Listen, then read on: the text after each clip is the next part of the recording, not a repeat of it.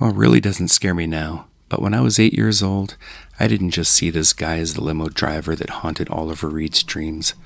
I saw him as an evil prick who would show up out of nowhere, kidnap good children, and take them to a factory where nightmares were created.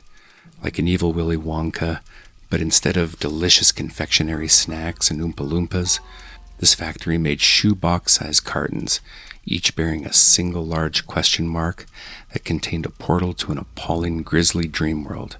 And instead of Oompa Loompas, this evil Willy Wonka had a gaggle of ghouls who would drift off into the night, swirling like farts in the wind and placing these nightmare boxes under the beds of every well-behaving child in the world to carry their dream spirits to a horrible faraway place where escape is only possible when your alarm goes off. By the time I was 14 or so, true fright had been replaced by exhilaration when it came to things that frightened me. But in the late 70s to early 80s, be it horror movies, scary radio dramas, or just reruns of The Twilight Zone, they scared the Jesus-loving shit out of me, and many nights I fell asleep with the lights on. The scary movies were always shown late at night. In those days, the R-raters could only broadcast at a certain time. I'd keep a close eye on the TV listings and circle when they'd be playing and prep for an all-nighter. The documentary-style movies of the 70s were the ones that frightened me the most. They seemed so real with their grainy, elongated quality to them. Movies like The Town That Dreaded Sundown, The Legend of Boggy Creek, and Sasquatch, The Legend of Bigfoot, all left me terror-stricken and on the verge of pissing right in my PJs. If there were no horror movies on TV, I could always rely on the old CBS Radio Mystery Theater that played all night on weekends.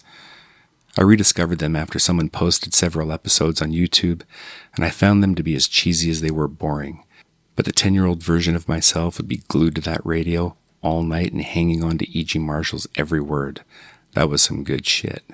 In the early 80s, when I was about 13 or so, we got a VCR player for the first time, and I was able to pick out what I wanted to watch instead of being at the mercy of the CBS late movie.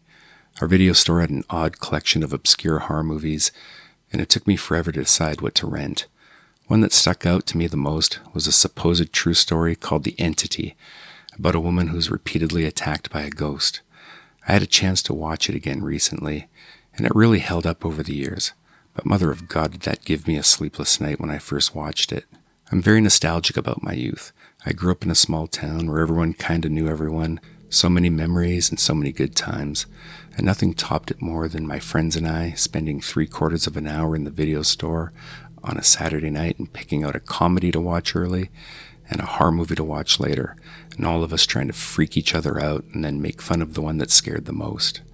I managed to hide it well, but truth be told, I was always wigged out. I suppose in hindsight, it was simpler times compared to the pace of life today. Feels like there's really nothing to look forward to anymore. Want to watch a horror movie? You don't have to wait for the late show on a Friday night. Just get out your iPad and log into Shudder. Not that I'm completely against the on-demand life of today.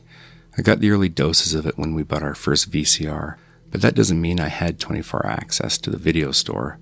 But sitting here with my computer on one side and my smart TV on the other, both ready to spew out whatever bucket of blood I click on, does bring a greedy sense of gimme what I want. But then I think about it a little more and realize my Shudder account just doesn't compare.